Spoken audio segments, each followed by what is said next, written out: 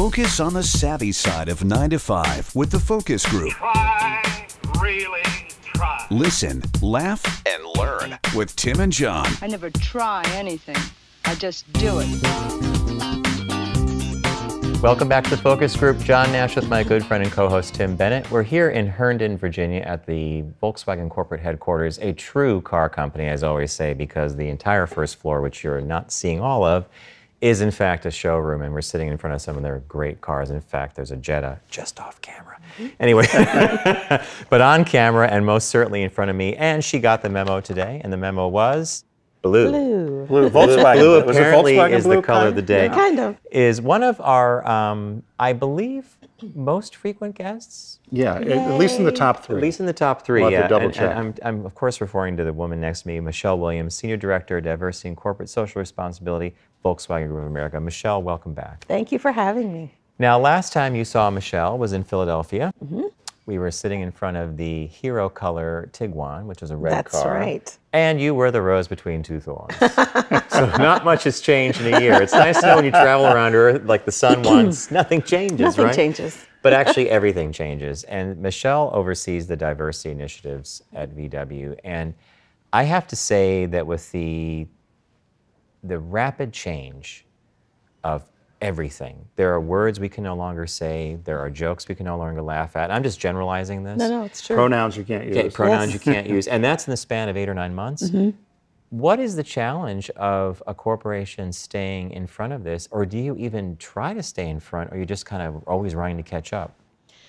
Well, I think there are some companies who are staying ahead. Most of us are just trying to keep pace. But I think the key for us has been, listening to our employees and really keeping our finger on the pulse of what our employees are telling us they need from us and what they want from us. Because, like you said, the American consumer in general now, we're in this place where we've lost a little bit of confidence that our government's going to solve society's problems, and now people are looking to their corporations to solve society's problems. And so it's not enough anymore to offer good benefits and good comp and all of that kind of thing. Employees today want to know that the company they work for genuinely cares about them as a human being. They're whole. They're whole. You care about me and everything that's important to me, and you care about the community. And I read a Harvard Business Review article that was talking about the main reasons millennials are leaving their workplaces. Did you see that article? Yeah, I did. Now, what is the main? So you know where I'm going yeah. with this. It's not money, it's not benefits, it's not vacation time, or even flexible work, which we thought was the magic cure-all a couple of years ago. Today, they will leave you if they feel your values don't line up with theirs. And so even though they're coming out of university with incredible amounts of debt, and you think they'd just be motivated to get paid, like we were, right? Just like last century, yeah. I mean, they're saying, listen, I don't believe you, I don't believe in you, and I'm not working for you. So as a company, you sort of have to keep up with that. And we think we've done a fairly good job of having our corporate social responsibility initiative sort of mirror and match what our employees' passions are. We have lots of opportunities for our employees to give back to the community, and they tell us quite frequently through surveys and other feedback that it's one of the most important things to them about working here. So that's interesting, but you have to sort of, you can't say, well, we have this diversity strategy, right, and we've got these pillars. Forget that. You've got to keep your ears open, keep your finger on the pulse of what's important to people. I was surprised to hear that you guys have, is it 19 employee resource groups? We have a lot of employee resource groups. But I was so close to the nation's capital, and you know how to answer with a non-answer. I like that. Yeah. Depends on the week. Depends on the day. I've only been here 8 years, and this I've already changed. No, I don't have the exact number. I know it's close to 20, so 19 might be the number. And it exploded. It just exploded in 2000, and I want to say 15. But was that employee driven? You mentioned surveys or the employees telling you what they wanted. Was that employee driven, or was it your group saying, you know what, we should do something for young professionals or for African American employees or Latino employees? Or was it something that the employees came to you and said, hey, by the way, can we start an ERG for? So it's a little bit of both. So Okay. from a strategic perspective, we knew that best practice was to have these groups in organizations. The companies who perform best in terms of diversity have these opportunities for employees with like interests to come together. And so we were intent on making sure we made a space for that here. But we put the call out and we said, hey, everybody, employee resource groups are here. We want to hear from you. What do you like? And we had a women's group that was already functioning at the time, Women in Motion. And I think that was the only sort of established group we had. People came forward. The young professionals were probably the first group to come forward, and they didn't even wait for us. Why am I I'm not shocked, surprised? right? The young guns, the young professionals. They were like, get out of our way, please, and thank you. And so they've really sort of led the charge in this organization, and they've been very innovative, and they've been very practical, and they have engaged everyone, not just young people. They let us old folks come along sometimes. And then from there, we had the Oath group came along, the African American group came along, we have Hispanic groups. We have several women's groups all over the country, which is really kind of neat. So lots of different chapters in the LGBT Drive group. And everyone, at their own journey, at their own pace, with their own passion, right, has sort of found their niche. And all of these groups now, the momentum is swelling. It's really quite fascinating. It's very different than the work world I graduated into. Not to fix myself too far back in the past. But I'm right there with you. It's actually something you said earlier at the top of our discussion, which is you'd think when you graduated with your loans and a list of things that have to be paid, you'd just be happy to be getting a paycheck, And let we were, alone worrying right? about, like. Well, we were all contemporaries, and that was what you did. That is And exactly I think what you did. so that acceleration from that change from that mentality to where we're at now took a long time compared to the last 10 months.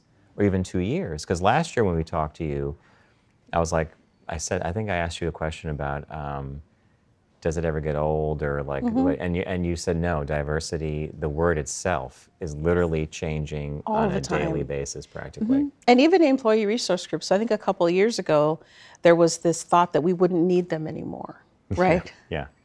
That it was a passé idea, that it's about all of us now, right? And that was 2 years ago, and then all of a sudden the answer to that was a resounding absolutely not. And now you've seen a resurgence, not just in our company, but all over the country. So it is a thing, it does ebb and flow.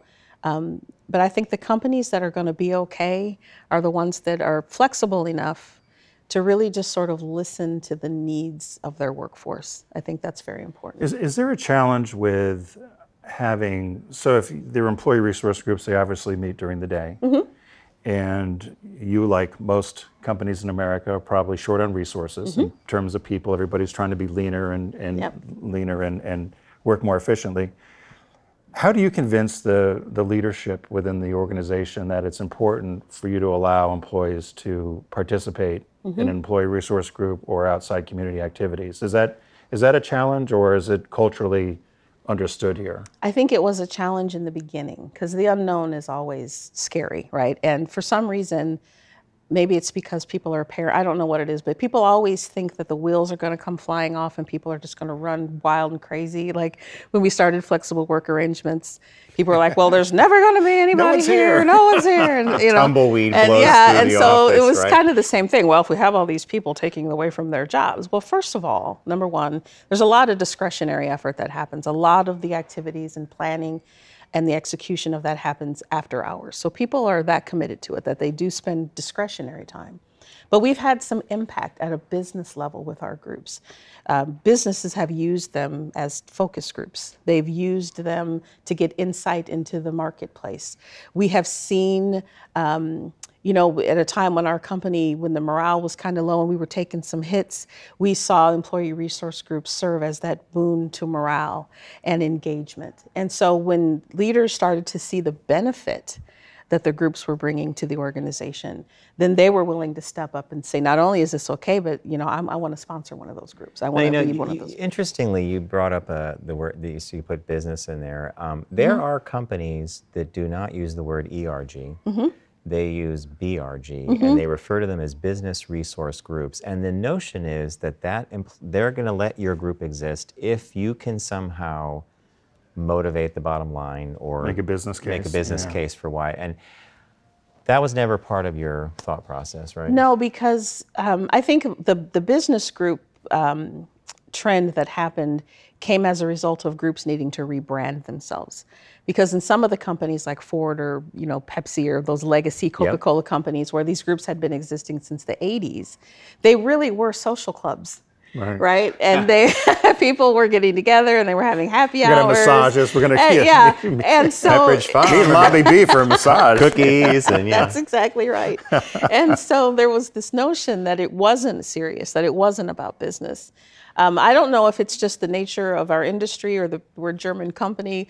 Our employee resource groups came out the gate impacting the business. In fact, we've had to encourage them around the notion of community and social, because they came out of the gate saying, how do we affect the culture? How do we impact the business? So we never had to rebrand ourselves. We were just, it's what's known about employee resource groups in our companies that we are helping the business. That distinction I learned. I was at a listening meeting that the new head of Out and Equal had, Aaron, back in the springtime. And it was an interesting conversation because many of the people in the room, the disgruntled half, were part of the BRGs because they were literally being looked at by management as, if you're using these resources, yes, place to cut. Whereas the ERG side was, no, this is ERG's better because we know we're affecting the bottom line somehow by our positive attitude, by what we bring our authentic self to work. We talk about the brand.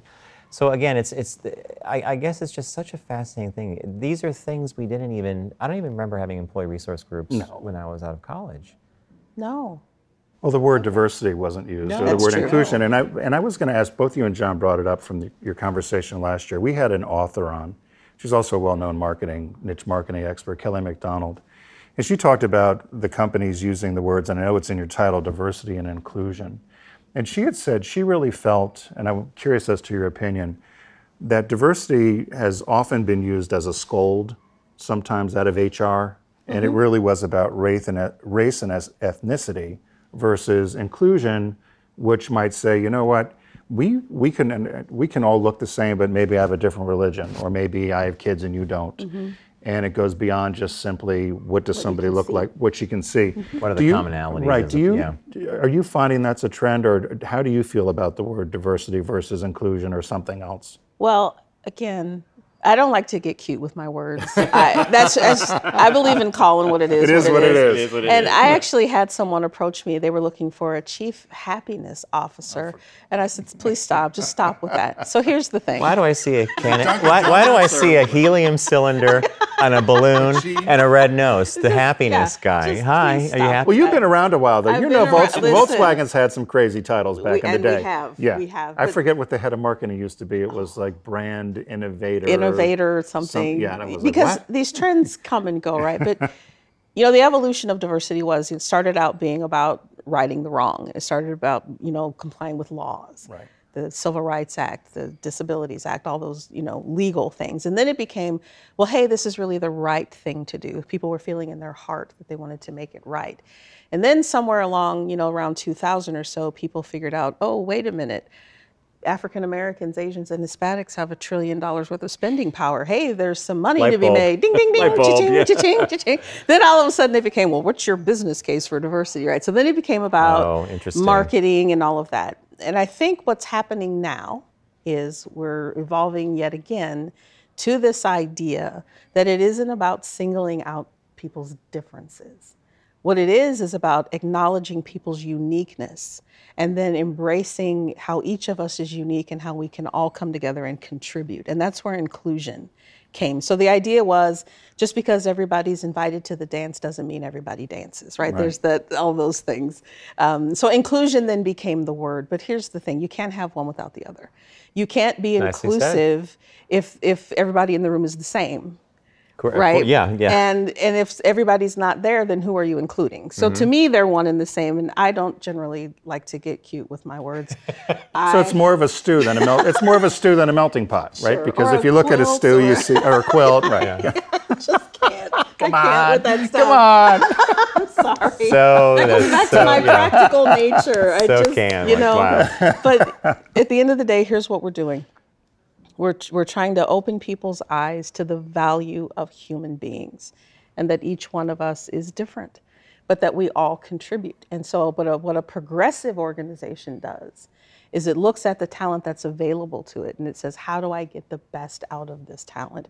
Rather than saying, this is who we are, come in and conform to us. And that's the bottom line, really. So whether you call it diversity or inclusion or happiness or whatever Did you say happiness? I see this helium cylinder in the balloons. call it whatever you want. We're all doing the same thing, or we're all trying to do the same thing. Well, we couldn't have said it any better. We want to thank you for joining us Thank you, here my on the pleasure. Focus Group As once one of again. the top three. As your top three, but we'll find Yay. out the actual number and we will post it to our Okay. Facebook page Great, thank you. at Focus Group Radio. It's Machelle Williams. She's the, I'm going to have you say the title because you have it down, Senior Director of Diversity and Corporate Social Responsibility for Volkswagen Group of America. See how she does that so well. I could have said it too, but I'd have stumbled it's through what it. we call media training. Media training. We're gonna take a quick break. John and I are down here in Herndon, Virginia at the Volkswagen Group of America headquarters, talking to our friends at Volkswagen. It's Diversity Week. It's also Out and Equal Week. We're gonna take a quick break, and when we come back, there's more focus groups. Stay with us. Brought to you by the 7-seater Volkswagen Atlas. Life's as big as you make it. Visit VW.com to learn more.